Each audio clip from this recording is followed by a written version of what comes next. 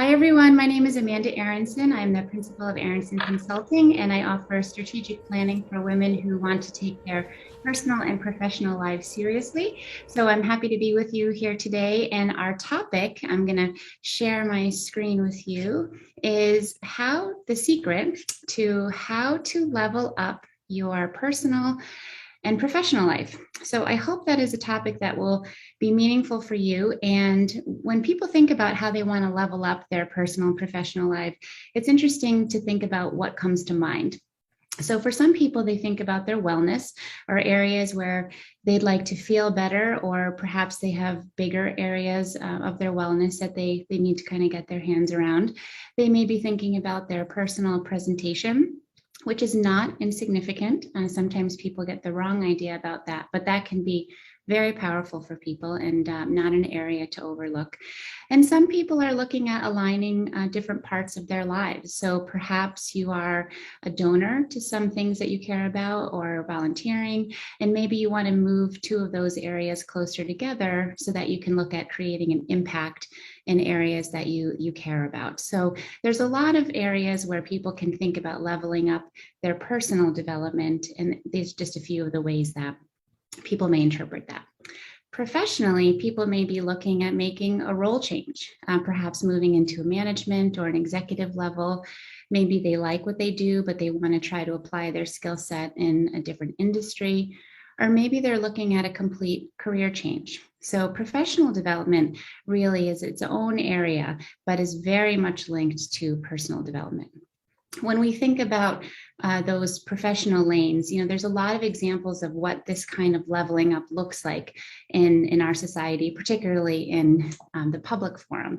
So you think about someone like Reese Witherspoon, who we know as an actress, was getting frustrated with the kinds of roles that she had available to her. So she started looking into that more and ended up self-funding her own production company so that she could tell the stories she wanted to tell, make the film she wanted to tell, and really look at how she could be performing as an executive and an owner. Someone like Taylor Swift maybe isn't making an industry change because she's still in the music industry, but I think we've all watched her make a genre change. And, she was told when she was young, she had to stay in the country lane. And we remember people making fun of her when she was making that switch to pop music and trying to dance and find her way in that new landscape. But then she went on to actually make another change into folk music and songwriting in a whole different level, to the point where she was rewriting songs that were actually, I don't know if taken from her is the correct way, but we all know that story. And then there's also people like Cynthia Nixon, whom we know from as Miranda from Sex and the City, and she ran for governor of New York. So there's a lot of examples of people who are making adjustments to how they show up in the world and use their skill sets. So when we think about personal development, sometimes it's easier to look at it visually. So a role change may be a deepening of something you're already doing. An industry change may be something where you're just shifting around a little bit in the same general area. But what if you want to make a career change? What if you want to make that big jump? So when we talk about leveling up in today's time that we have together, we're going to be together for about 15, 20 minutes. And what I want to focus on is if you are interested in making a powerful shift into a very thoughtful, strategic direction. So the first thing that you need to think about is that you have another gear in you. For anyone who's familiar with manual cars, a manual car advances one gear at a time. So as the car goes faster, you shift meaningfully into the next gear, and the car then operates more efficiently at that faster speed. But it maxes out at fifth gear. So there is a limit to how many gears that car can handle. That is not the case with human beings. We have more gears, we have more levels, but we don't have the roadmap to tell us how many we have. So we need to start exploring that a little bit. So what is the secret to leveling up? Okay, this is not rocket science. And so when you see this, you're not going to be surprised, but we're going to really unpack this a little bit. The secret is planning, and not just any kind of planning, but strategic planning. So when we think about strategic planning, the very first thing that you want to do if you are thinking about advancing a level of some aspect of yourself is that you need to have exposure. Exposure to different people, different industries, different hobbies, different environments, because when you are within those, you can see how you feel. You can see what interests you. You can feel what excites you. You can feel what stimulates you and what you find interesting. You can feel what you absolutely do not like. You can really think about what you're hearing from other people and get exposure to how other people are interacting in the world and listen to their life paths and stories. So you really need to see what's out there. That exposure piece is very significant. It's also a form of research. So if you look at this mountainscape here, okay, this is a nice little visual metaphor for this kind of process for leveling up, because we don't know what is beyond all these areas. We cannot see all that is available to us. And if we have an idea about something we might want to do, let's take someone who is interested in running for political office. A lot of people come and talk to me about whether it's through my own training I do with women or just people who have questions about running for state representative. So they decide to take this journey. They may make this whole big journey up to the top, run for something. They may actually win it. And then they realize they have to do the job. And they may start to realize they didn't do enough research about what that job entails. And so they regret that decision. So sometimes it's important to spend enough time getting exposed to things, especially things we think we're interested in, because when it comes down to the day-to-day, we may not actually see the fit that we think that we want. So as you're exploring things and as you're getting exposed to things, just keep tacking toward your interest and values. When you feel something that is of interest to you, or you find yourself getting curious about something, keep moving towards it. It doesn't need to make any sense. You don't need to explain to someone why you're sitting in a meeting that has nothing to do with your industry area. I used to go to all kinds of meetings on historical preservation and large scale commercial development because I just found it fascinating. And people would say, "What brings you here?" And I would say, "I'm interested." And that was all I needed to say. And there's a whole nother story I can tell you about another time of what actually came about from that meeting alone, where my interest in social services and my exposure to sitting in that meeting came together in a pretty powerful way. So put yourself in positions to be interested in things and be available to new content, because you never know where you're going to end up. This is a woman named Joanne Lee Molinaro, and she's a corporate litigator from New York. She's Korean, and she loves to cook. And so during the day, she would work as a corporate attorney, and during the evening time, she would cook some of her favorite Korean recipes. But she's also a vegan. And so she found herself trying to figure out how to make them with a vegan approach. So to make a very long story short, over the years, she did both of these things: corporate attorney by day, Instagram, YouTube person by night. And now she has a cookbook called The Korean Vegan, and you can hear her on all kinds of podcasts. So she started following her interests, and she found herself in a very different position, and quite a fulfilling one. So sometimes you need to be thinking about using what you've got. Now let's look at two of these women. This is Ayanna Pressley, who is a congresswoman, and she has an autoimmune disease, and she has alopecia, which means that her hair falls out. So she decided a couple of years ago that she was no longer going to wear a wig. And we watched her go through a very powerful transition and leveling up how she presents herself. So just take a look at this picture. Everything about this is intentional. Look at her clothes. Look at her lip color, look at the look in her eyes. Everything about her pose is powerful. This unlocked a completely different way of presenting herself in the world, and she stepped into it and she embodied it. And what also happened was she brought that into her work as a legislator, because she knew that private insurance covers wigs, but Medicare does not.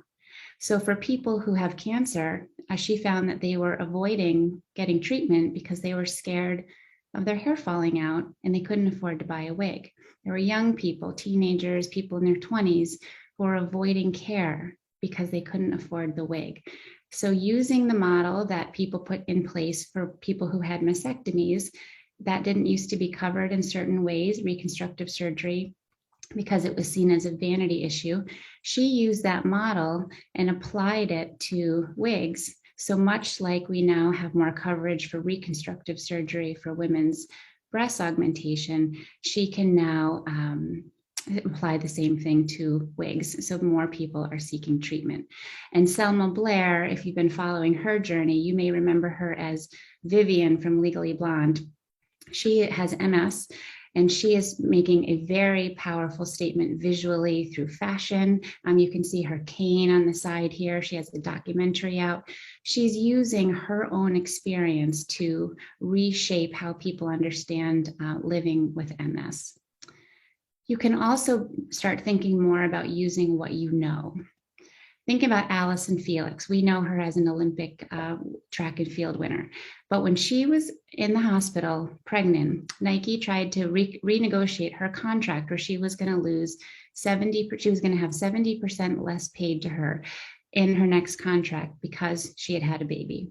So that is not insight into contract negotiations that most of us will have. We're not all going to be Olympic athletes, but she knew that that was not something that should be the case because it wasn't the case for male athletes.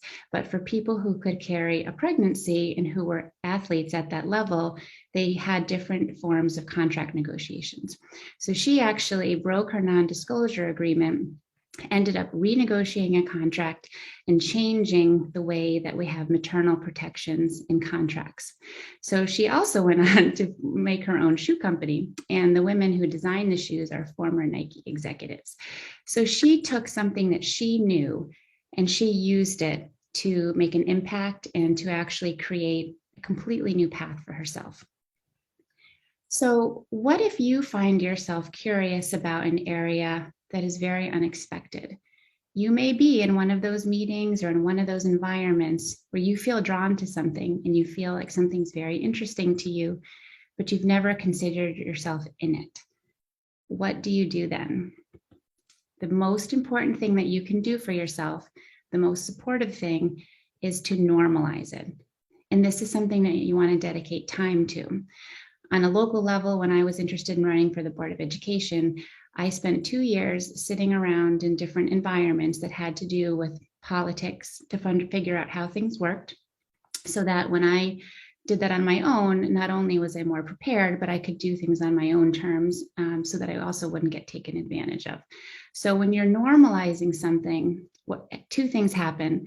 The first thing that happens is it doesn't become as daunting anymore because now you're more familiar with how that industry works. And the second thing is that you can bring more of what you have to offer confidently because you know where it fits in or where growth is needed. So let's use an example of Boardwork. A lot of people are familiar with Boardwork at the community level. It's an unpaid position in most cases, and it offers tremendous community impact. And people have different comfort levels with understanding how you get on boards, governing boards versus management boards. There's a lot of landscape there. But what people aren't as familiar with is how to get on corporate boards. So I want to offer you this example. This is an organization it's a 501c3. It's called 50/50 Women on Boards. And this was started by corporate women who are very concerned about the number of women serving in corporate board positions. Now, corporate board positions, if you haven't spent some time thinking about this, they have a tremendous impact, not only on our country and on the business climate, but they also are very handsomely, in most cases, paid positions, and they can help people build wealth.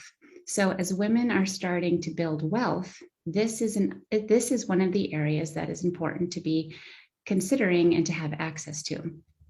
But what these women knew was that for someone to take the leap, to go from working at an executive level to trying to seek a position on a corporate board, they were going to need to create an on-ramp.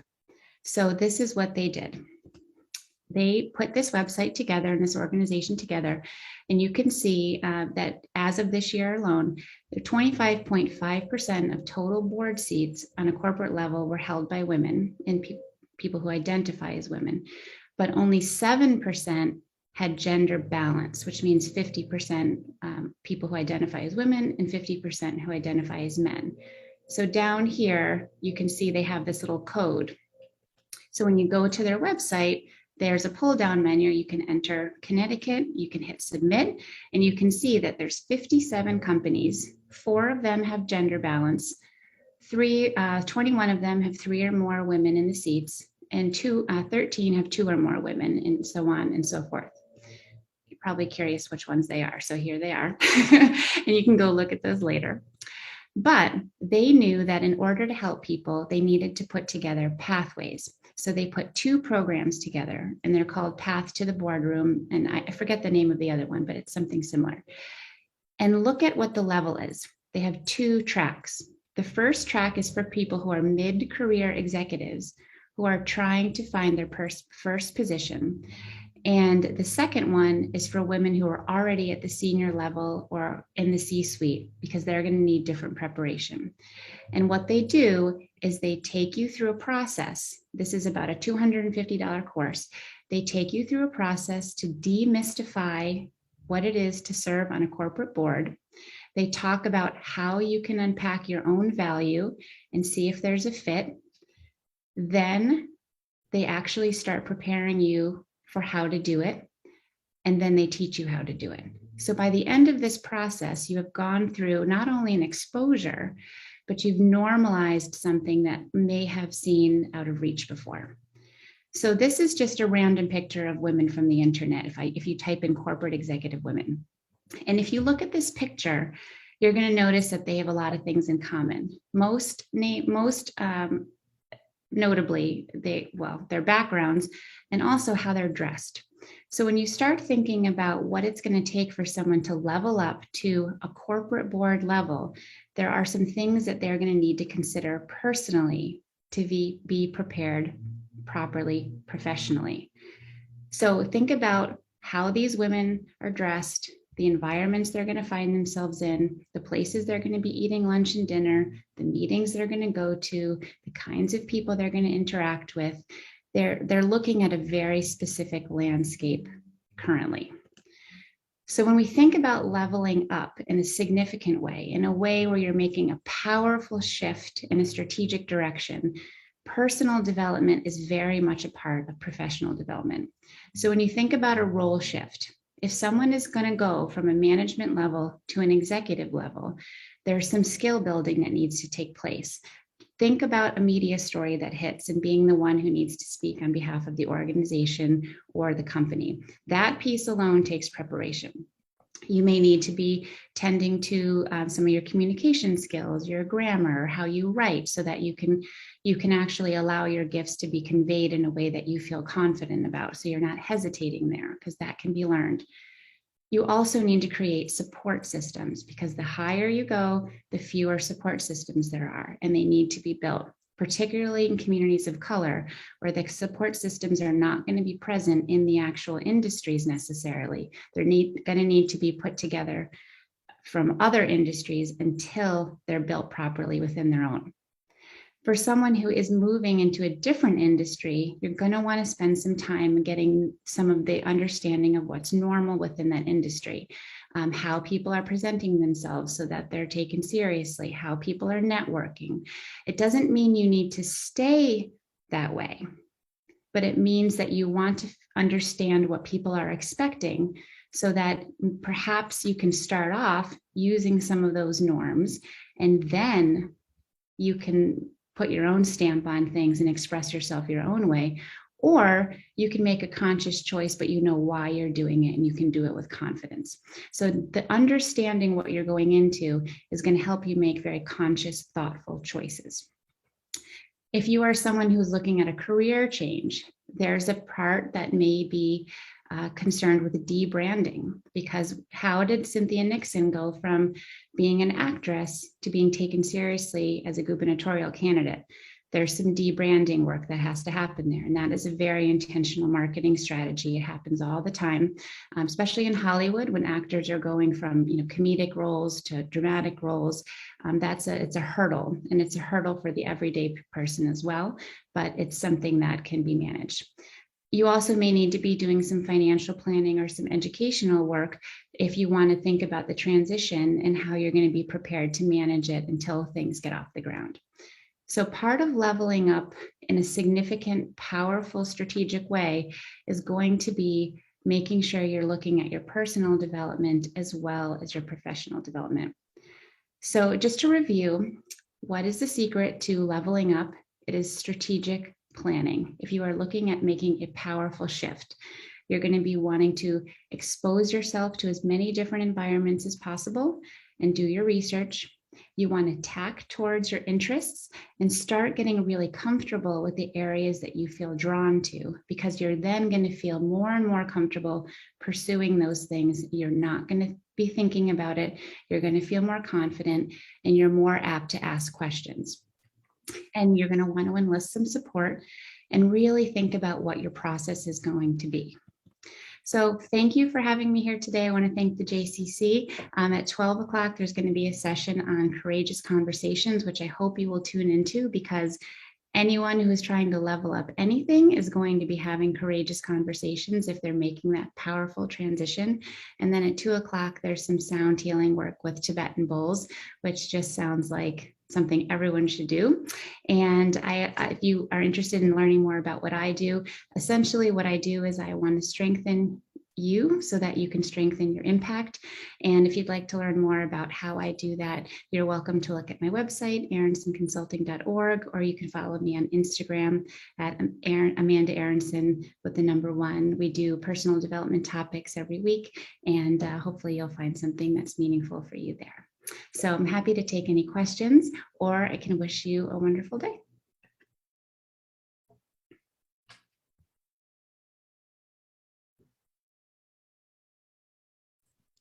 Are there any questions for Amanda?